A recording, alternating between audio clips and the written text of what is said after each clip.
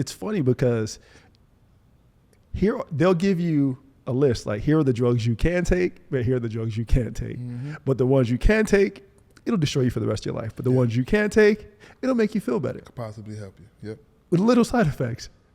It's crazy how that works out, man. I could foresee the NFL decriminalizing MDMA soon. You know, the stigma behind MDMA is starting to loosen. People are starting to have these conversations. So potentially, you know, these could be used as modalities to help these guys because we're having more conversations like this, right? Calvin Johnson, some of the biggest players in the game are coming out talking about their issues and things they've dealt with, especially with these doctors. And, you know, I almost died on the operating table getting a simple foot surgery, right, from the anesthesia. What do you mean you almost from anesthesia? Yeah, it went down, you know, it was supposed to be my second surgery on my foot, and I was up in Pittsburgh, and they gave me some anesthesia, and I just remember, you know, waking up with the tube in my mouth and, you know, having about 4 or 5 people having to pin me down, and I remember coming to maybe like the next day, but it was such a simple procedure. I didn't have you know, any family in town, didn't have anybody there, but I ended up being in the hospital like 3 or 4 days, and it was super scary. And I was like, man, you know, I felt my body reject what they were trying to give me.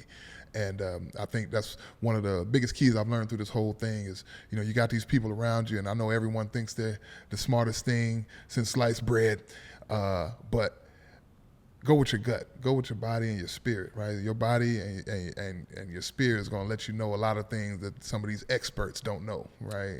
The doctors don't know everything, right? I think a lot of people have, you know, been able to see that these past few years because we've almost given them Christ-like status where we just believe everything that they say and we go with anything that they give us. But we see now that can have an alternate effect. So you got to know your body, right? Like Hippocrates said, if you are not your own doctor, you are a fool. You're a fool. Yeah. Yeah. That's the real Hippocratic oath. That's the real Hippocratic oath, right? You know, man, it's, you know, as men in men's mental health, how far do you think that has come as far as the NFL or just in general, people taking our health as men serious, like our mental side of health serious? I think we've crossed a lot of barriers these last 10 years, I would say. I mean, probably more often maybe the last 5 years. I'm going to condense it even more. Yeah. I think we're in a space now where people are starting to open up. It's not deemed as being soft to talk about your feelings and talk about things that have hurt you and affected you.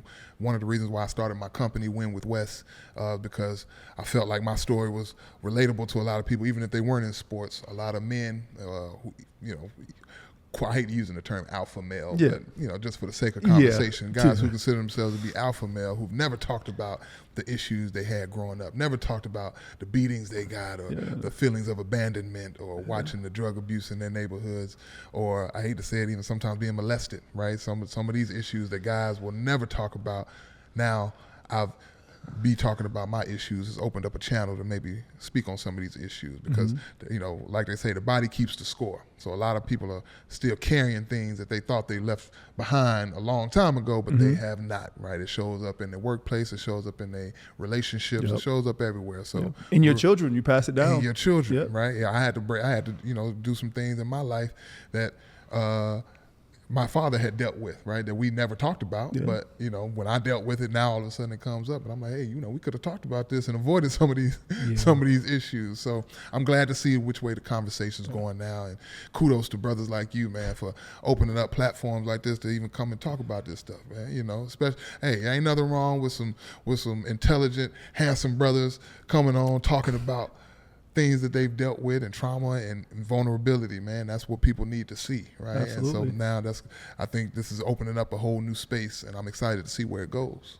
Yeah, man. I think it's, you know, we're in a time where people have come to grips with the fact why men actually go through with suicide 4 times more than women. Yeah. Right. Not to compare women to men, but, you know, there's a reason why. And I think the majority of that reason is the fact that we're just quiet and we're just suffering quietly and we just take ourselves out in silence because we don't want to hurt anyone. Right. We'll deal with it ourselves. We'll jump on the landmine.